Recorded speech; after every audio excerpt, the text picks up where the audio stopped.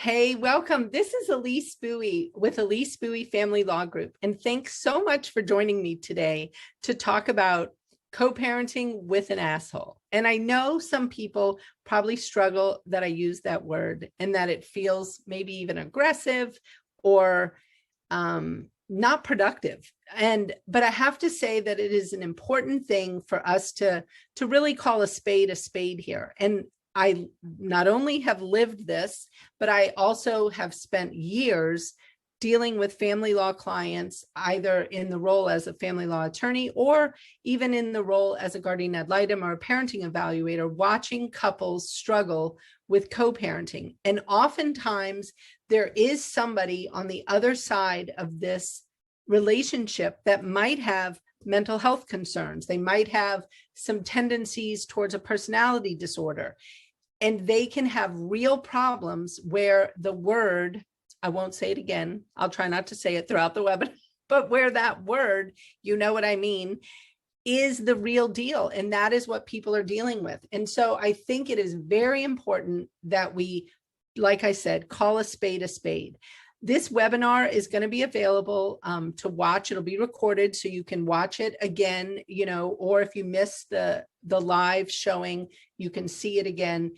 And if you ever have any questions or you want to talk about things, don't hesitate to reach out. You can email me at eliseb@elisebowiefamilylaw.com, reach out through our website, engage on social media, whatever feels most comfortable. But this is definitely an area where I feel really strongly about helping people navigate this because, let's be serious, co-parenting is such a long game. And I'm not talking a marathon. I'm talking a lifelong game of how do we help our children be psychologically sound despite whatever problems we have or the divorce we're going through. So the things that we are going to cover today, let me go to the next slide. We are going to cover some tools for conflict resolution, the myth of 50-50 parenting, honesty versus oversharing. And I want to just say, first, thanks for just coming today to the webinar. That's like a big step in this process. Just signing up and attending shows that you have a desire that you want to do things right. And so obviously in a webinar setting like this, the advice I give cannot be applicable to all people. You might have some specific facts or some specific circumstance that would make whatever I'm saying not be applicable. And there's also various behaviors, domestic violence or other things that might be at play that could be putting your children at risk. So please, like I said at the beginning, don't hesitate to reach out. If you've got very specific questions, you can always contact my office and we can hop on a call and talk about your situation, obviously assuming our conflicts check's clear, but so don't hesitate to reach out. Okay. And again, like I said, the acknowledging the long-term game. You have to think about co-parenting as, something you're going to be dealing with the rest of your life. And the art of co-parenting really starts with acknowledging what a long-term game it is and realizing that it is a lifelong game for you and for the time you're around, with your children. And so it is important that you really think about that and realize that any strides you make, if you just made one improvement a month in your co-parenting over the life of your co-parenting, you're going to be like a jamming co-parent. So don't knock yourself if you're not able to do all the things or make all the progress immediately, because it is long and it can be very messy. And so it is something that, from myself personally and what I've watched in my own personal co-parent relationship, I have gone from, sending those, what I call my clickety-clack emails, where I am angry and heated and everyone in the home knows I'm typing something that, I'm really mad about, to really being able to step back and send things that are constructive and productive and that they're not going to trigger the other person. one day I should have my ex-husband on one of these webinars. I mean, he would likely tell you that it has been kind of game changing to see the transformation in how we communicate. And so, I mean, obviously some of the goals of what we're trying to do is, I mean, no one has to be the bad guy in this. Like, you can learn to communicate in a way that is constructive, and that both your children can seamlessly go between homes. I mean, it is not to having two homes that is the problem for children. It is, in fact, the conflict. And so if we can minimize the conflict by raising our, let's say, our emotional IQ in this art of co-parenting, we can help that children go seamlessly between homes. And also, it is very important that everyone can know what's going on, so that if you are communicating in such a way and you are doing it in a way that uses some of the tools we're going to talk about, both parents know what's going on and people are not being triggered. And so, and they can then be responding in a more rational way.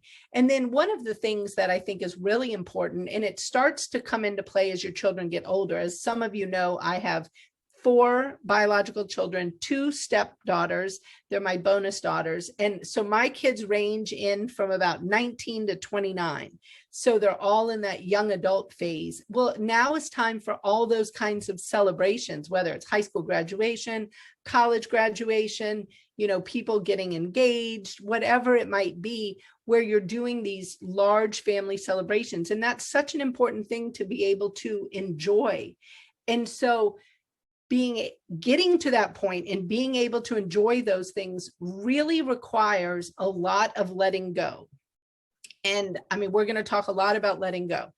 And that can mean letting go of giving advice to your ex on how to do something, letting go of any anger you might have of why the divorce happened in the first place, or what that person did to you, or what they did to the children through the years. I mean, there's a lot of anger to go around. I mean, really, there's no shortage of anger.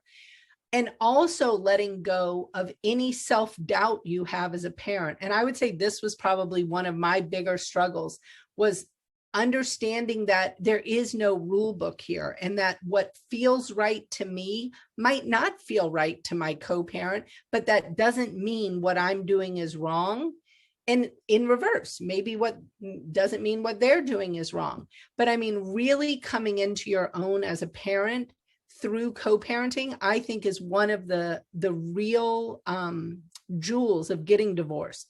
And I found through the years that I have been able to come into my own as a parent by being able to let go of some of these things, and my children have all benefited from that. So next, we're going to talk about tools for conflict resolution. And as some of you know, I mean, I have said to so many people that I've consulted with, I mean, really good co-parenting, I mean, you've got to put on your Mother Teresa hat. I mean, and oftentimes you feel like it's a very one-sided game, and you feel like you are doing all the things, and you might be doing all the tools. Like, you might be using BIF, which we'll talk about in a little bit. You might be showing up at, you know, parent teacher conferences, and you might be doing all the things right, and maybe the other person is not. You can only control you, though, in this process, and learning to accept that is going to be your first step to have a successful co-parenting relationship. You cannot control the other person at all. You probably couldn't do it in your marriage, and you surely can't do it in divorce. And I can assure you, you cannot do it when a new significant other comes into the picture. I mean, you can just kiss all that control goodbye. So you might as well let go of it now, because you can't do it. So what you can control is you, and how you respond, how you react. You can control your thoughts. You can, and by controlling your thoughts, you can control your feelings. So you can do this in such a way where you are also happy while you are co-parenting with a difficult person. Now, am I saying this is easy? No, it is not easy, but you can do it. So getting support, either through the legal system, whether it's through an attorney, through a coach, working with somebody who can help you on your mindset is very helpful, because really embracing the reality that your thoughts are completely controlled by you and your thoughts direct your feelings. So we're probably going on a little tangent here, but I really want you to understand how much control you have over this, despite the behaviors and actions of your co-parent. Do not let another person hijack your thoughts and feelings. I mean, you are truly handing over all your power. Don't do it. You've got the power on you. Own it and use it so that you can better your co-parenting relationship.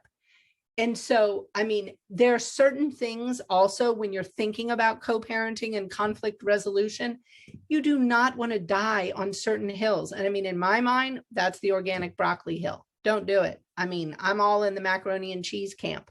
I mean, if your co-parent is a macaroni and cheese person and they're making solid boxed macaroni and cheese every weekend, and you're here trying to file contempt motions, or you're angry and you're sending, letters about nutrition, don't do that. I mean, it's really not going to help at all. If I was you, I would just focus my time with the child, be serving the child as much nutritious food as you can, and know that they're likely going to be fine. And as long as the child is getting some type of medical care, obviously we won't get into all the different types of medical care, but as long as you're monitoring their health from a high level, you don't need to worry about, what the other parent might be doing a week or two, a weekend or two, a month, or even if it's more than that. I mean, so you really have to choose what hill you're going to, really throw down on, and it's going to be the thing. And I mean, obviously that's a bigger parenting thing too. I mean, you've got to really pick your battles wisely, because kids provide us a lot of opportunities they provide us a lot of hills to die on. So this quote, I think, is so important. Communication is a skill that you can learn. It's like riding a bicycle or typing. If you're willing to work at it, you can rapidly improve the quality of every part of your life. I mean, that's pretty powerful. And it's so true. And you must consider this, like I said before, about making small incremental improvements. And just like when you ride a bike, you fall off and you mess up your knees. And sometimes you mess up your knees a lot. So just like in this, you could mess up your communication, and you could have teary-eyed, angry, furious, unproductive communication. If that happens, step back, regroup, move forward, try again. And don't let a past failure stop you, because this, like I said, is a long, long game, and there's plenty of room for improvement. I mean, I am always improving how I communicate with my ex, and it is a work in progress, and has been a work in progress for more than a decade. And so, I mean, you just keep at it, and it always matters. Every positive step forward you make matters, and it benefits your children. And so in my mind, that's all the motivation I need, is to know that every effort I put into it benefits my children. And so I'm willing to keep putting in the effort. So one of the most important techniques that I think is so important for everyone to learn is just the BIF technique. And that was memorialized, written, come up with by William Eddy, who recently has won a big award for like lifetime achievement in alternative dispute resolution. I mean, I'm not saying the award exactly, but I mean, he has just been a trailblazer in how to deal with high conflict personalities. He's written many books. You can look him up, and it's William Eddy, EDDY, and all of his work is valuable. But the BIF technique is so valuable and so easy to use in high conflict co-parenting situations. And it stands for, I mean, you think of BIF, kind of like a bad word, like you messed up something, but it's really a positive thing. And it's brief for the B, informative, friendly, and firm. And learning to write BIF emails and BIF communication is so important. And it again requires practice. And so like Bill Eddy teaches us, And he does have a high conflict institute as well, which you can go on and get resources. But one of the important things is, let's go with brief first, not droning on and on. So when you're sending an email, make the subject line be one topic and the email itself be one topic. Do not go one of these free flowing, you didn't feed the kids right, you never feed the kids, you don't watch them when they're outside, you're a lazy toad, you only watch video games, you don't pay your child support. You can literally make one of these emails go on and on till you're back attacking them from when they were a child. So don't do that. That you need a counselor if that's where kind of your brain is going. You want to just focus on one issue at a time, and you want to make it brief. And then you want it to be informative. And so one of that, when I think of informative, you want it to not be defensive. You don't want it to be full of emotion. You just want to lay out facts. So let's say maybe your topic is soccer practice time. So something informative would be, maybe you're trying to pick a soccer team. You might put, the Snail Blazers practice at this time and at this place, and the North Seattle soccer team practices at this time and at this place. And you might just want to make sure it's all out there. You don't put in your own emotion, your own opinion. It's just informative and factual. And so it is very important that you think of yourself I like to think of it as a journalistic approach, where you're just writing information, but minus any emotional spin. And then friendly, you want to write to your co-parent just like you would write to like a co-worker or a friend, not somebody who you're the boss of, not somebody who is your enemy, not somebody who is, that you're angry at. And so you want it to be a business-like friendly tone. And so it is very important that you practice that tone, because emails can be really hard for that tone to come across. And I recommend actually seeking some input, if at all possible, from your co-parent, because I've learned over time that I tend to write very curtly, in the sense of it's very brief. I just like lay it out there and I kind of bottom line everything, but that's because for me, that's how I prefer things. And so I like to just tell me what I need to decide and give me two options that are both okay.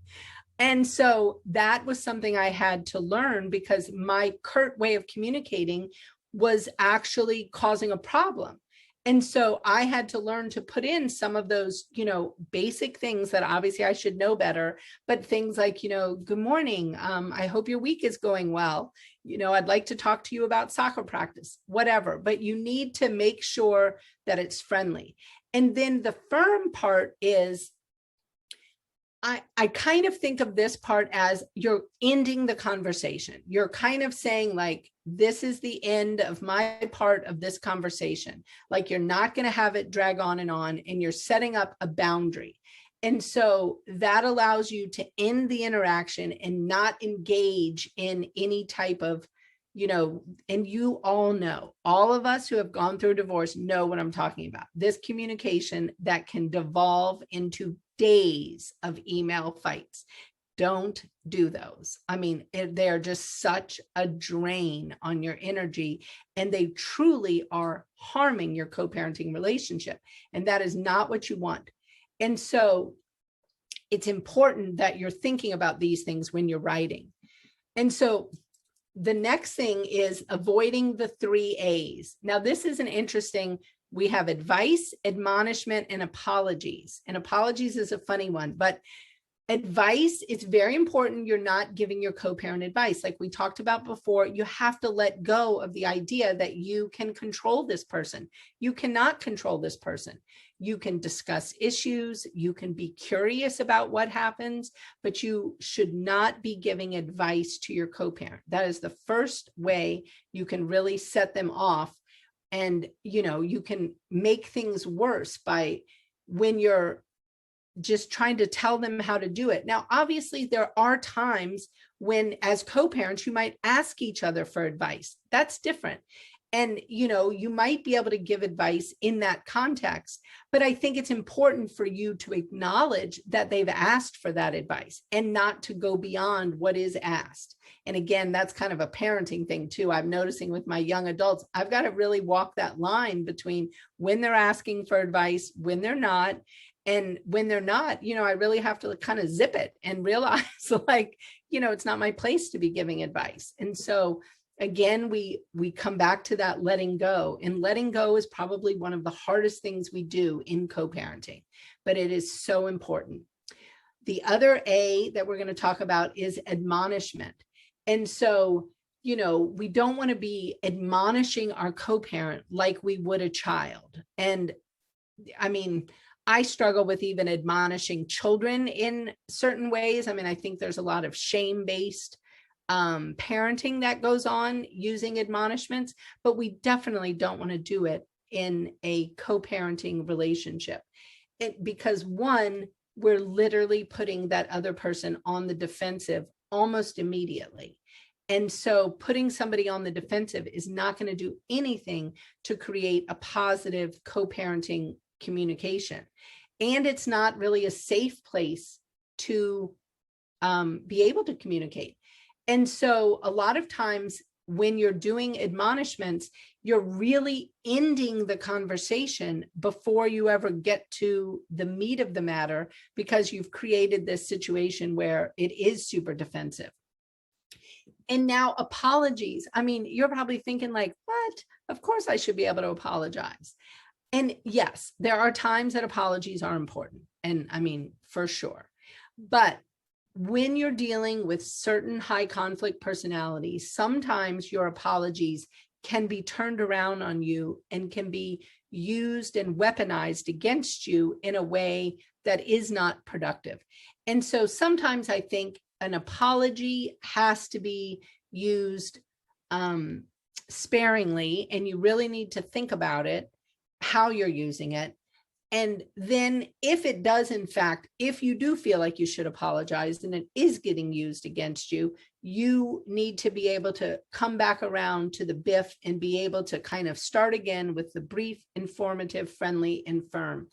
And so it is so important also to be able to know kind of what to apologize for and how to do it. And so, you can say things like, I'm sorry, I might have overreacted to what you were saying, or I'm sorry, I was having a bad day in the moment. I would love to revisit this another day. So you're kind of, owning maybe what you did, but you are not giving so much room so that this apology can now be turned as a weapon on you, because that's not going to be helpful at all either. And so, okay. Well, look at this. This lovely beach picture. I love it. I wish we all were at a beach like this today. And this, when we look at this picture and we see kind of the piece of the mom with her children, I mean, it really brings me to realize and to talk about how important it is for you to get to this place where you can have this peace with your children, and that your entire life is not really riddled with the conflict in your co-parenting relationship. And I have to tell you, I was actually watching a show recently. It's a show on Netflix, and it was about a mom who left an emotionally abusive relationship, and she had a young toddler. And it was fascinating in the episodes of the show that I watched, how amazing the mom was doing in her job of trying to keep the toddler out of the conflict, and how she was able to turn even her really sad moods into a positive experience for her daughter. And she was able to really engage with her daughter. And I think as a person who has gone through this and who has helped hundreds of people go through this, that is probably the hardest thing, is being able to bifurcate your brain and your heart in such a way when you are struggling with co-parenting. And while you're going through divorce or you're new to co-parenting, it can be brutal about how, I mean, it can just feel constant, like you are just being absolutely attacked by 1,000 paper cuts. I mean, maybe everything you do might be wrong, or maybe you think everything the other person is doing is wrong.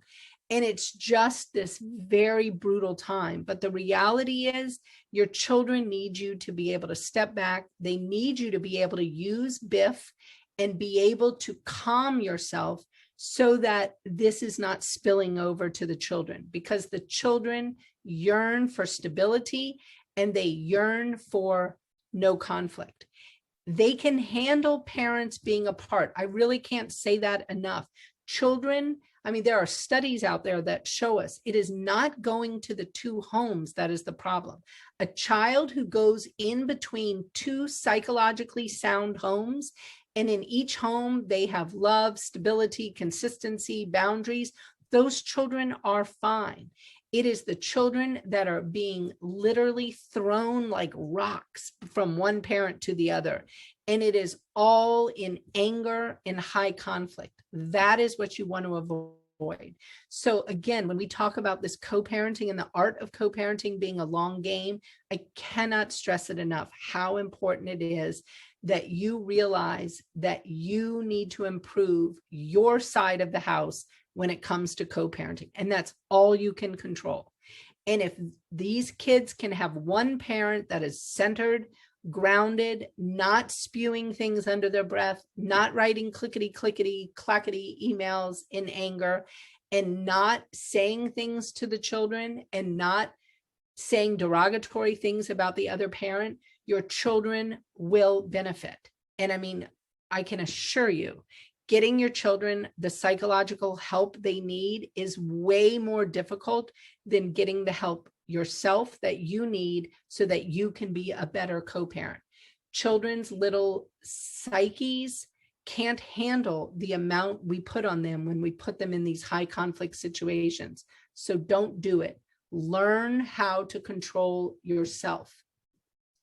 And as part of that, when again, we'll go back to BIF, we're talking about how to do this in a way, stay calm and confident, pick your battles, accentuate the positive, always provide context. So when you're setting forth the facts, make sure you're providing enough context, because one thing, and I'm going to just kind of divert here, one thing that I've noticed a lot in my work is people will say, well, so-and-so has said no to this activity, or so-and-so won't agree to this decision, but I have no idea why. Well, hello, if we have no idea why, obviously that by itself creates conflict. So providing context, explaining why are you asking for a certain thing? Why are you objecting to a certain thing? Explaining why and where it's coming from makes a lot of sense. Don't play on the defense. Stay in the present with an eye toward the future. Always be willing to accommodate and compromise, because, you know, just like that golden rule, we do unto others as we want them to do unto us. And I mean, you want your schedule and your situation to be accommodated and compromised. And always celebrate your successful outcomes, because if you're practicing this and you're practicing the idea that I talked about at the beginning, where you can be making small incremental improvements, celebrate those. Celebrate when you can make a decision through email communication with your ex and it's successful. And at the end, you have a decision and you haven't had to go look at your parenting plan and figure out what your dispute resolution process is or what court action you might need to take. Because the more you can do this, the better off your family will be. And I mean, let's be serious. You got together initially, you had children, you saw something in each other. Remember that. Try to put that in your mind when you're dealing with the other person. What are their positives? What are their strengths that you want the children to work towards and to learn from? Because let's face it, every single person has strengths, just like they have growth opportunities. I mean, even you and me. I mean, I have strengths and I definitely have growth opportunities where my ex-husband might have strengths in those same areas. So I'm going to want my children to learn from those. And so always be thinking about that. Oh, the myth of 50-50 parenting. I mean, this is kind of one of the things that I find super interesting.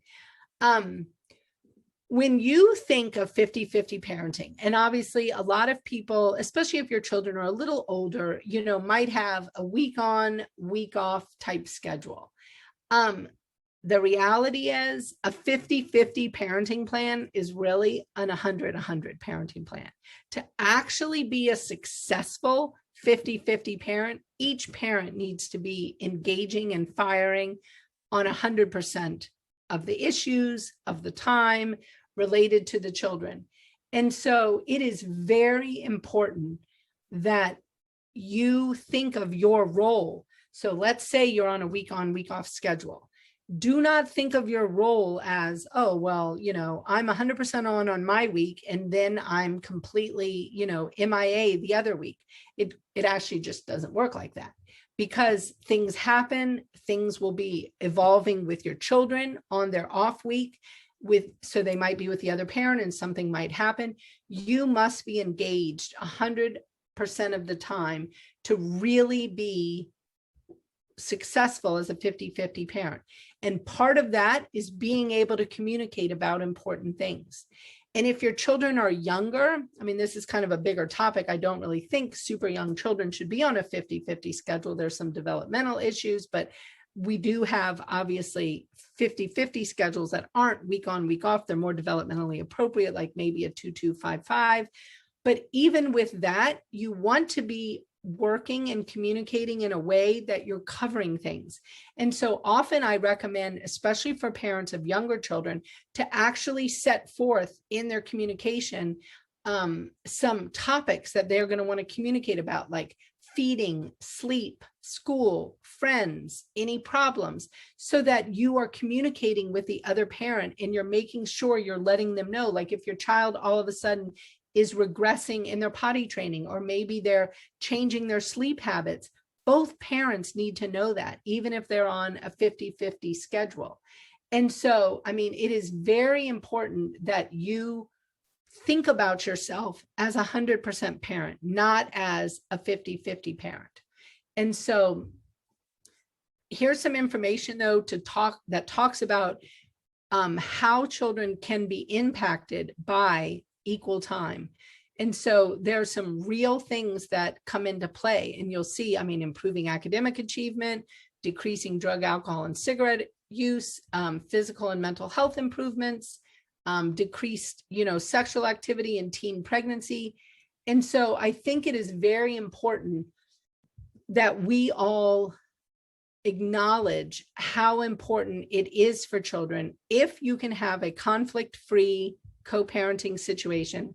And I say conflict-free, obviously I don't mean you're never going to have conflicts. That's just not realistic, but that you're handling them in a respectful, mature way, and you're not weaponizing the children as part of your conflict.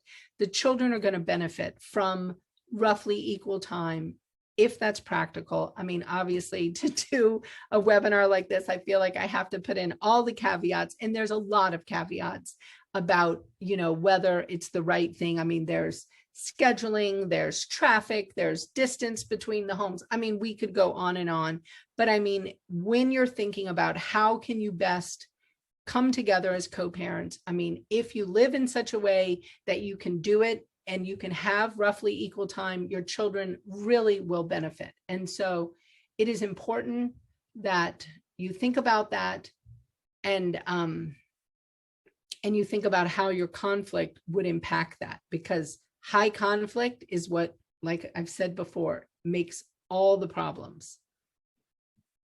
Oh, look, another, I love this slide. What a pretty spot. Well, I mean, this is yet another opportunity for me to just tell you about how certain co-parenting tricks and tips and situations have really played out.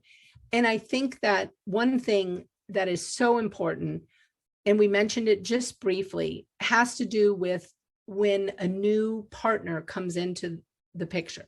So you might be going along, doing your co-parenting, everything seems like it's progressing fine, and then either you or your ex has a new significant other, and maybe they've been seeing them for a while, but they're being introduced to the children and it's, you know, becoming more of a thing, or maybe they're engaged now and they're looking to get married. It is going to be very important at this point in your co-parenting journey to really step back, think about how you're handling it, how your emotions might be playing into this. And I would recommend actually sitting down with a professional. I mean, there are some co-parent coaches that can help you navigate this time, because I can assure you, you need some navigation. There are problems that arise in almost, I mean, I don't know that I've seen a family yet where problems haven't arisen. And there is a book that is out. It's called the Step Family Handbook. It's Karen Bonnell, who also wrote the Co-Parenting Handbook, wrote the Step Family Handbook. And I really think it is worth a read. Anybody who is either getting into another relationship post-divorce or who is co-parenting with somebody who's getting into a relationship post-divorce should read this book, because it is so important. And it is going to help you understand how the children are feeling, how the other parent is feeling, and how you can navigate those things. And again, the more you can have those BIF communications, the better, while you're addressing things like, how do we talk about this? What are they going to call this other person? I mean, there's so many issues that come up, and that is why I suggest going to a co-parent coach. And so if you can swing sitting down with your ex in the same room, having some conversations with a co-parent coach, that is going to be your best bet in working through this, so that your co-parenting relationship will actually improve through this transition. It's hard to imagine as you're going through it, but it truly can. And I mean, that is the goal, because you want your family to be able to be on good, solid footing. You want your children to be on good, solid footing with all of the adults in their lives, even the bonus adults. And so helping your children do that by you having these frank discussions with your ex, and ideally with a third party, is the best you can do to help your child in that regard. Okay, so next we're going to talk about honesty versus oversharing. And this is a tricky one. And I'm going to tell you, this is one that I try to not stereotype by gender, but unfortunately we moms tend to be in the oversharing category a lot. And so that is something we have to work on a lot. And I think some of the tips here, the get a therapist, very important, because you have to be able to work through what you're working through, but your children are not the people to work through it with. And there are so many things that your children just don't need to know, and it's harmful. And you have to be able to separate those out. And getting a therapist can really help you with that. Again, like I mentioned, the co-parenting handbook is another great tool in helping you understand, you know, how can you keep your children front and center, but not caught in the middle? Because one of the things that I think parents forget, they kind of think of co-parenting as a competitive sport, and it's really not. Co-parenting is your role, and I call it the co-CEOs of Team Child. Like, you are coming together, you're getting out of your spouse brain, you're coming together as co-CEOs to maximize your children. And so that is not competitive. You both are working towards the same goal. So if you're finding yourself oversharing or saying derogatory things about your co-CEO, you've got some issues, and we want to get those nipped in the bud. So getting a therapist is important. Communicating openly with your ex. So if there's something that's going on that you're just really struggling with, have one of those BIF communications. Bring in a co-parent coach. I mean, maybe it's a big issue. I mean, maybe it's a huge issue and you really do need to talk about it. Let's bring in our radical candor. That's one of my favorite things, is radical candor. Being able to say to people exactly what you mean, but to be able to do that in a way that it's constructive, it has to be coming from a place of caring. And if what you're caring about is the health and psychological well-being of your child, and you're also trying to be radically candid, hopefully your co-parent can hear that and can see that is what you care about. And so it is very important that you do not put your children in the middle, like on social media with their other friends, their friends' parents. I mean, what you need to do is to ensure that they can have different lives in different homes, and they can successfully love and enjoy each. That is the goal here, is that the children can go from home to home and enjoy their time in each home.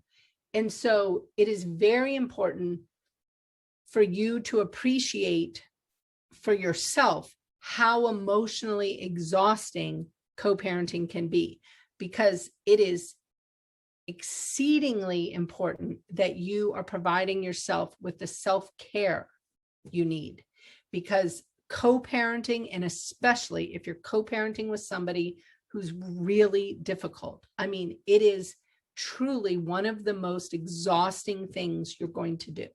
And you're going to be navigating problems often, and you're going to feel often like you're failing, and it can be very difficult. And so self-care, and I cannot urge you enough to use the resources you have to get a therapist, get a coach to help you work on your mindset, get a co-parent coach to help you work with that co-parent, get a parenting coordinator, somebody who actually kind of lives in between you, so that maybe you aren't seeing things from each other all the time. So it's very important that you figure out the support you need and you get that support. So when we summarize just overall, how do you co-parent? First, you make a conscious choice to be a good co-parent. And that is irregardless of what the other parent is doing. This is about you. What are you choosing to do? And you have your schedule, your parenting plan, but you must be flexible. Life just does not always work in the parenting plan. I wish it would, but it doesn't. And you must be flexible. You want flexibility when you want it. You must be willing to give flexibility. And so you have to think about that as you're dealing with your co-parent. Don't avoid the tough conversations. Be open, communicate, have radical candor, have the tough conversations, but do it in a way that is reasonable. So use BIF, brief, informative, friendly, and firm. Always assume that your co-parent is doing what you're doing, maximizing your child. Don't just go to, of course, they're, trying to kill your child with their boxed macaroni. Just don't think that. They're thinking that they're outside maybe playing all day, having a great day. They don't have time to cook a big meal. They want to make sure their child is getting all these great opportunities. So they're going to make some boxed macaroni. It's quick and easy, and that's what they can do good at. So always assume positive intent. And then when you're at your wit's end, you have to go back to step one. Choose to be a good co-parent. And I mean, that is the thing all the time. And I'm going to add one more thing, that this helped me a lot as I was dealing with my life as a co-parent. Every single time I wrote something, and I tried to write all things, I tried to not have a bunch of conversations that could either be forgotten or misconstrued or, remembered differently by both of us. So I would write a lot of things, even if it was confirming. Let's say I had a conversation and then I'd confirm it in an email.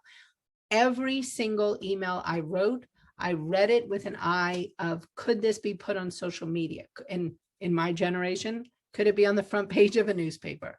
And if I was not comfortable with what I was writing being posted all over social media or on the front page of the Seattle Times, I had better not send it. And so I would not send it, and I would start over. So it is very important. I think step one, the choose to be a good co-parent, you can't really say that enough, because it is all within your power, and your children are counting on at least one of you choosing to be a good co-parent. Now, this is like my contact information. So if you have any questions or you want to reach out, please don't hesitate to reach out. I mean, I would be happy to talk to you, answer any questions, provide resources about co-parenting and good communication, because I mean, truly in divorce, it's the most important thing we do. I mean, people want to talk all about finances, and yes, of course, finances are important, but I would say all of us believe our children's psychological well-being is the most important. And none of us want to cause harm to our children, especially because we don't understand that we're doing it. So please reach out. If you have any questions, I'm happy to answer them. And if you have any questions now, I'm happy to answer those now, but I'm also happy to answer anything privately, because I know sometimes people don't really want to, bring up their questions, which I totally understand.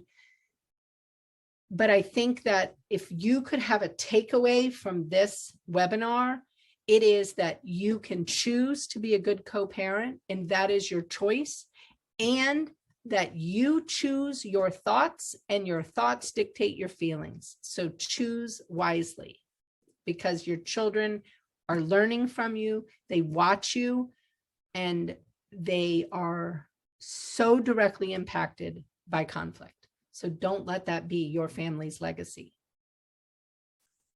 Elise, we had a participant who had to jump off, and they messaged me their question. If anybody has any questions, feel free to either put them in the chat or the Q&A, and we'll get to them. But I'm going to go ahead and ask you this first question because they're going to listen to the replay. She said, my husband is the fun dad. I'm exhausted. He gives me little tyrants back every week. Just when I get them back in line, they go back to the fun house. I try to be civil, but I'm just so tired. What can I do?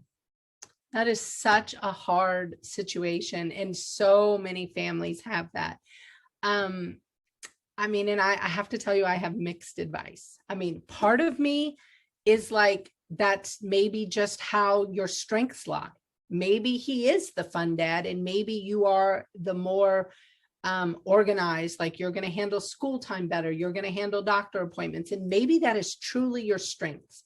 And maybe if your family was together intact, that was going to be the way it was going to be. He was going to take him off on the weekend doing all kinds of things, and you'd get him back Sunday night dirty and crazy. And that might just be. So learning to accept that might be part of your work in choosing to be a good co-parent.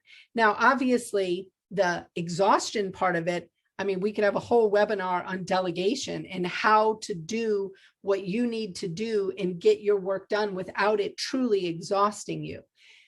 Then on the other hand, I mean, I do think there's a real issue sometimes of, and again, I don't like to stereotype, but a lot of times it's men kind of creating an incompetence around doing what needs to be done, the real work of parenting.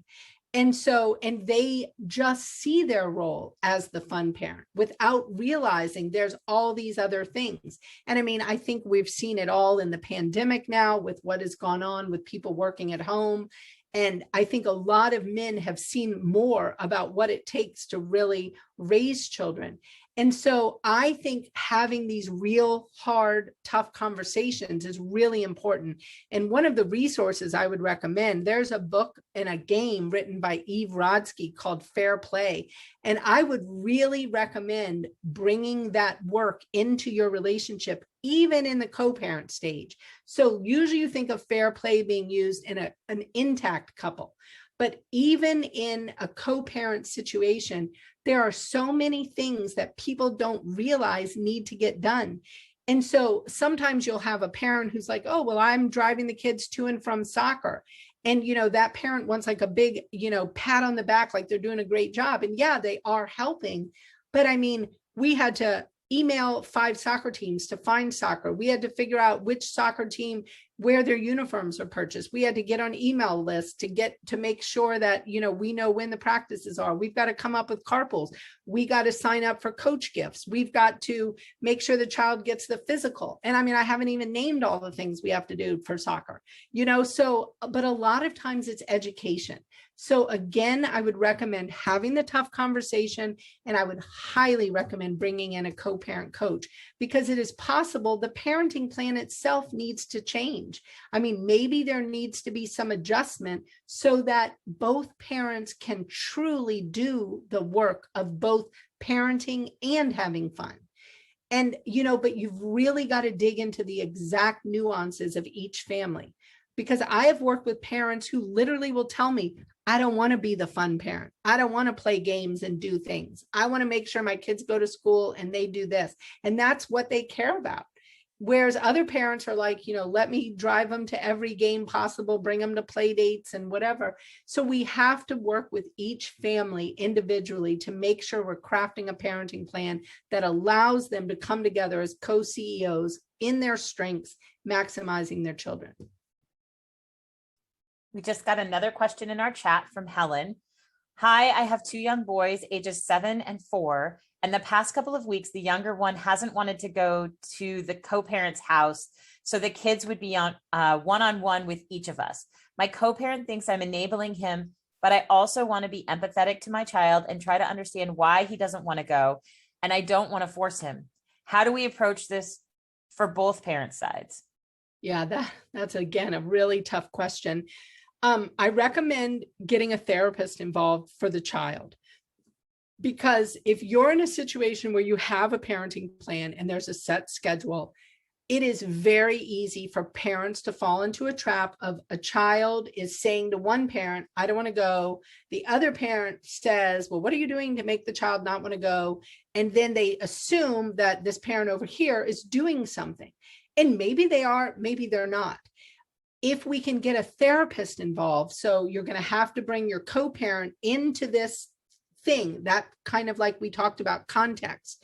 You want the co-parent to come on board with you and say, we have a problem. Neither of us know what the problem is. Our child is not wanting to go here, or I'm doing something that's making the child not want to go. Maybe one parent like cooks the best meals and the child has the best bedroom over there and the best toys. It can be as simple as that, environmental things. But we need to get a third party involved so that we take out the blame. And again, when I talked about earlier about always assuming a positive intent, you have to really go at this assuming a positive intent, because immediately people go to the fight.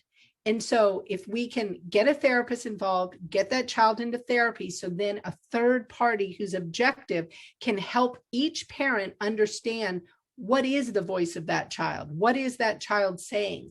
And the therapist can get data from each parent. So each parent should be free to provide the therapist as much information as they want. And then the therapist can be seeing the child and get that information back. And then we can look at what is going on. Is the child having a struggle at the other parent's house? Is there a relation struggle? Is there a home struggle? Is there a pet in the other person's house that the child doesn't like? I have seen some wild reasons. I had a case one time where a child did not want to do homework at a dad's house. And we went round and round till we understood it had to do with the desk. They got splinters from the desk at the dad's house, and their desk at their mom's house was slick. And that was literally the thing that became a real issue of whether the child would go on a school night. Whereas on the weekend, the child seemed fine. And we were all like, what is going on?